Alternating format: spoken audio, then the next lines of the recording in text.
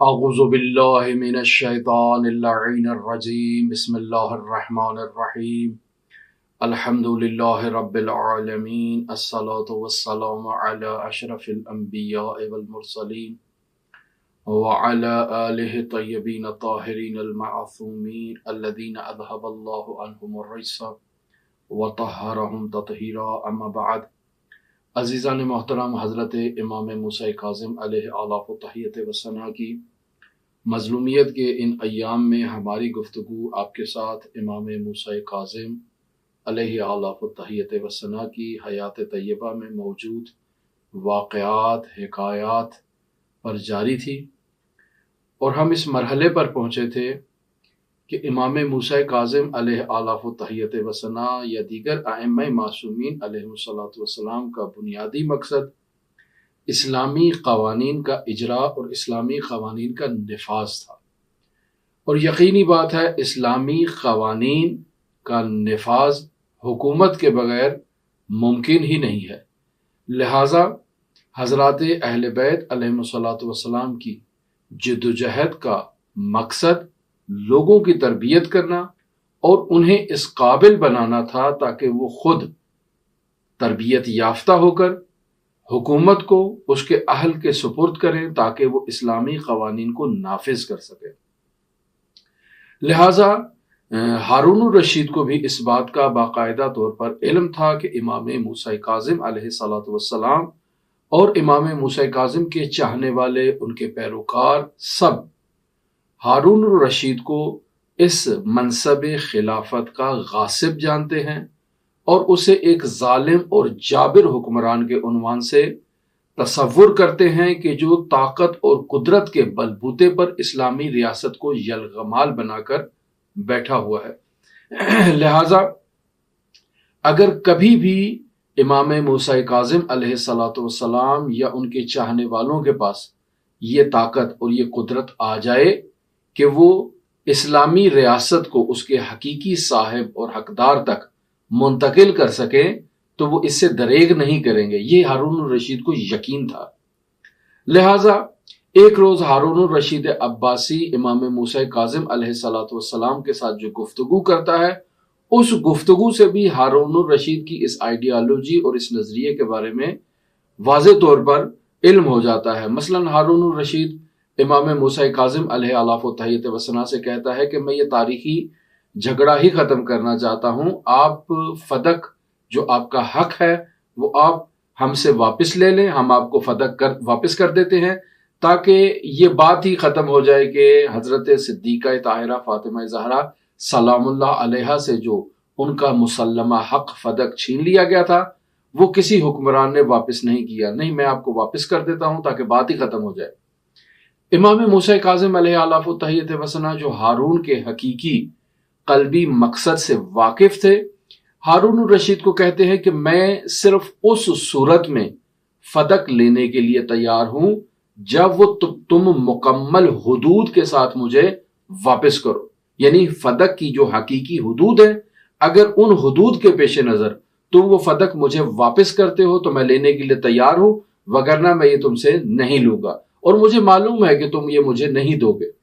ہارون الرشید اصرار کرتا ہے، کہتا ہے کہ نہیں میں یہ آپ کو واپس کرنا چاہتا ہوں، آپ اس کی حد معین کر دیں، اس کی سرحدیں اگر معین ہو جائیں تو میں آج ہی آپ کو یہ فدق واپس کر دیتا ہوں۔ امام موسیٰ کاظم علیہ آلاف و تحیت و ثنا کہتے ہیں ٹھیک ہے مسئلہ نہیں، میں اس کی حد آپ کے لیے معین کر دیتا ہوں۔ اس کی پہلی حد جو ہے وہ سرزمین عدن ہے، یعنی اس وقت فعلاً جو یمن کا حصہ ہے وہ سرزمین عدن جو ہے وہ اس کا ایک بارڈر ہے۔ دوسرا بارڈر اس کا سمرقند ہے، یعنی جو آج کل ظاہراً قزاقستان کے اندر ہے ظاہراً موجود، یہ اس کی دوسری سرحد ہے۔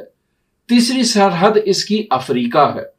اور چوتھی حد اس کی ارمینیا اور یہ جو آج کل ارمنستان ہے، اور اس کے بحر خزر کے ارد گرد کے جو علاقے ہیں یہ ساری اس کی حد ہے۔ ہارون الرشید جب ان سرحدوں کے نام سنتا ہے تو اس کے چہرے کا رنگ تبدیل ہونا شروع ہو جاتا ہے، متغیر ہونا شروع ہو جاتا ہے، اور نہایت ہی غصے میں امام موسیٰ کاظم علیہ آلاف و تحیت و ثنا کو مخاطب قرار دے کے کہتا ہے کہ اگر میں یہ سرزمینیں آپ کو دے دوں تو پھر میرے حکومت کرنے کے لیے تو کوئی جگہ باقی ہی نہیں رہے گی۔ تو گویا امام موسیٰ کاظم علیہ آلاف و تحیت و ثنا اس ہارون الرشید کو یہ بات سمجھانے کی کوشش کر رہے ہوتے ہیں کہ دیکھو فدق اسلامی ریاست کو اس کے حقدار تک منتقل کرنے کا ایک وسیلہ اور ایک ذریعہ تھا۔ یعنی اصحاب ثقیفہ نے بھی جو حضرت صدیقہ طاہرہ فاطمہ زہرا سلام اللہ علیہا سے اس سرزمین فدق کو لیا تھا، ان کا مقصد بھی اسلامی ریاست کی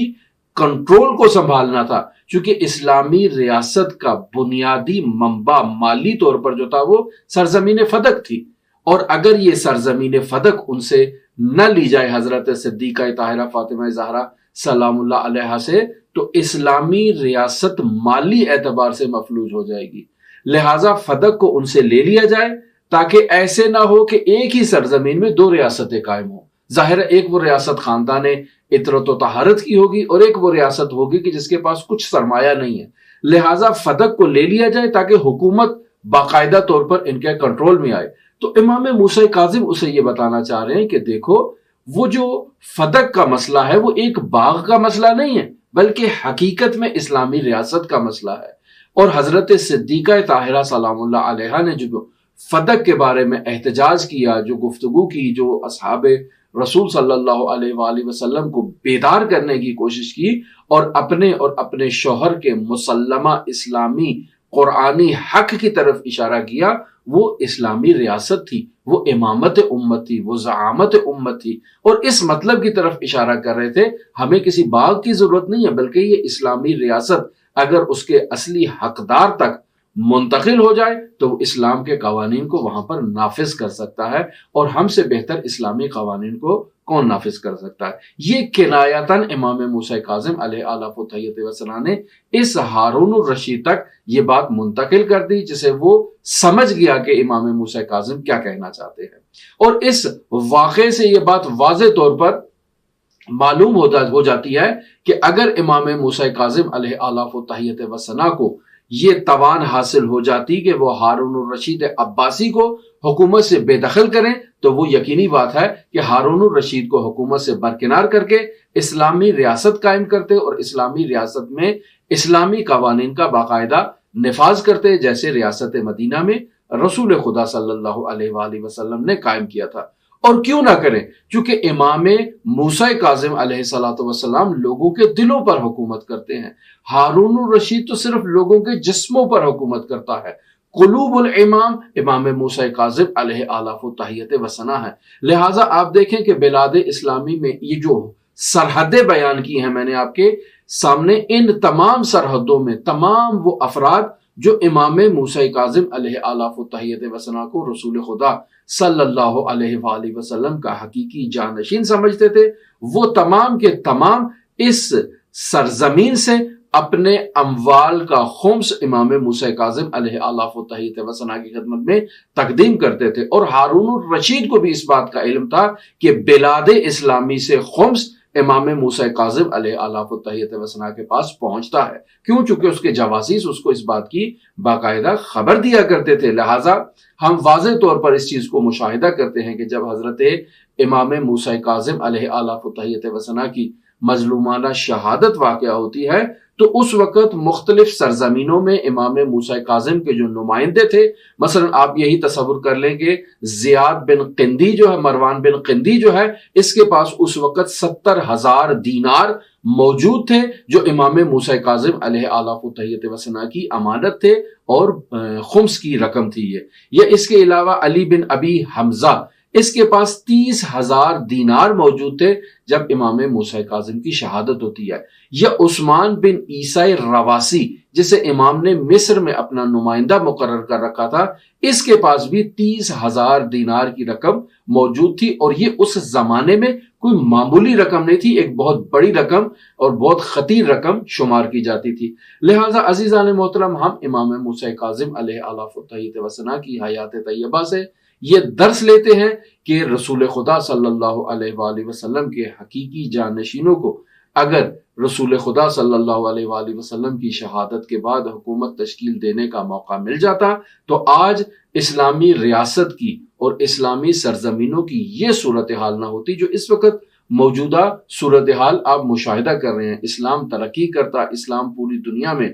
اپنی عزت و وقار کے ساتھ قائم ہوتا، جیسا کہ رسول خدا صلی اللہ علیہ وآلہ وسلم کے زمان حیات میں ریاست مدینہ کی شکل میں اسلام کو عزت حاصل تھی، اسلام کو سربلندی حاصل تھی، اسلام اور اسلامی تعلیمات جاری ہو رہی تھی، اور مسلمان اس طرح سے ترقی کر رہے تھے اور اس طرح سے خداوند متعال کے قریب ہو رہے تھے جیسے رسول خدا کی تعلیمات تھی۔ لہٰذا اسلامی حکومت کا قائم کرنا ہر دور میں اہم واجبات میں سے اہم واجب ہے، جس کی طرف مسلمانوں کو توجہ دینی چاہیے، اپنی فکری سطح کو بلند کرنا چاہیے، اور اسلامی تعلیمات کے مطابق باقاعدہ اسلامی ریاست، جسے ریاست مدینہ کہتے ہیں، اس کی بنیاد رکھنی چاہیے، تاکہ امام عصر عجل اللہ تعالی فرجہ الشریف کے سپرد ایسی اسلامی ریاست کریں جیسی اسلامی ریاست رسول خدا صلی اللہ علیہ وآلہ وسلم چاہتے ہیں۔ لہٰذا ہم کم از کم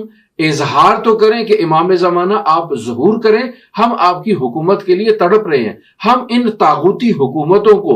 دل سے تسلیم کرتے ہیں، اور ہم پھر کہتے ہیں کہ اللہم عجل لولیک الفرج۔ یہ کیسے ممکن ہے؟ ہمارے دل ان طاغوتی ریاستوں کے ساتھ ہے اور ظہور فرج کا مطالبہ کر رہے ہیں حضرت صاحب العصر والزمان کے لیے۔ یہ دو متضاد حقیقتیں ہیں جو اس طرح سے جمع نہیں ہو سکتی۔ ہماری آپ کے ساتھ گفتگو اسلامی مسائل میں اور علماء کے حالات زندگی میں آج کے بعد دوبارہ آغاز ہو جائے گی۔ اگر آپ دلچسپی رکھتے ہوں تو ہمارے ساتھ رہ سکتے ہیں۔ اللہم صلی علی محمد وآل محمد وعجل فرج قائم